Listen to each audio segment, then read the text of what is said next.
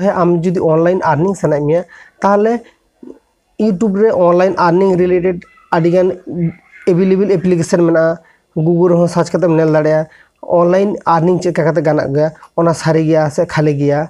ओना को बारे ते आम जांच में तारपर आम नोडे कामी रे आंगन में नेल में ऑनलाइन मार्केटिंग आम जहां के करा कदा को नितो नितो जुदी आम सेना सेना क्रिएटर नेल को से सेना सेना ओको नितो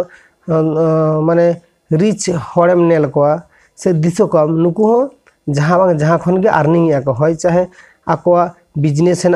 चाहे आको निजे आय आको बा जहां ना मीटिंग सोशल माने होयतो बैंक रे टाका जमा करते आको अर्निंग आको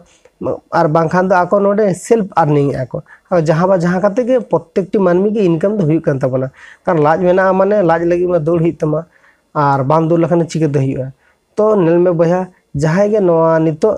आपे नोआ प्लेटफॉर्म टाइम बांग पे एम दाड़े कना पे ऑनलाइन अर्निंग लगी भावा दपे इन दो ऑनलाइन खन अर्निंग चिका करते ताहले बया चिदा डाउटो कनम तो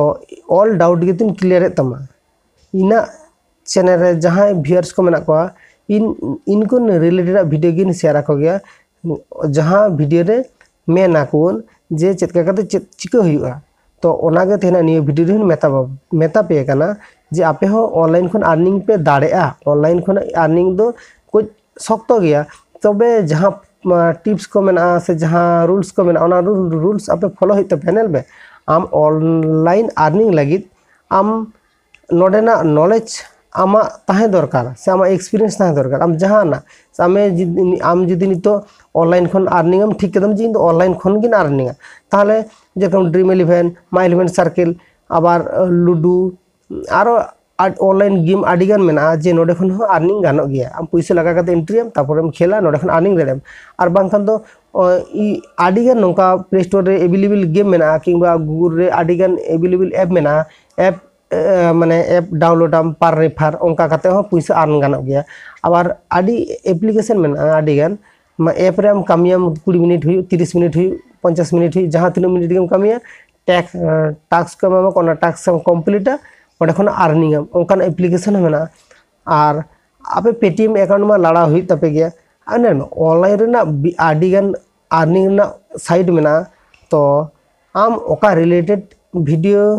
नेलते आम मने दम इन ओका रिलेटेड खना जास्ती अर्निंग आम नोंकाना जुदीम पांजेया तो ओना दा आमा चेतान रे डिपेंड है तो इन दो ओनागिन सजेस्ट आपिया बया आम जुदी निजेम अर्निंग आसे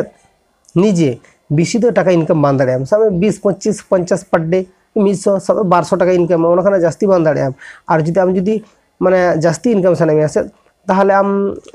शेयर मार्केट रे पैसा जो इनवेस्ट कामे नोडे खना शेयर मार्केट पैसा नेल नोडे और नोडे हमान एक्सपीरियंस नॉलेज ताहे दरकार आम होते ओना बारते ठीकते बांग उनका बांग नॉलेज मेना तमा पैसा लगाव कदम होते 1 लाख 2 लाख टाका लगाव कदम फासा उतर कदम तो ओना पैसा हिजु तमा से बांग कोनो गारंटी बचु हर 1 टाका एम कते कोटिपति कना को अब 1 लाख 2 लाख टाका एम कते हर डुबुजो कना को झत्तो के पॉसिबल गया तो आम ओना मार्केट शेयर मार्केट रे जदी पैसा लगाया झत्तो के नेल कते बुझ कते एम हुई तमा तो नेल में बया को जहां के ऑनलाइन खन अर्निंग सना पे से झत्तो के पॉसिबल गया आपे जहां के ऑनलाइन खन इनकम आपे नेल कते बुझो कते तारपर नोडे खना अर्निंग लगी चेष्टा पे और बांखान दो आपे जहां पैसा इनकम आपे ओना पैसा चला तपे।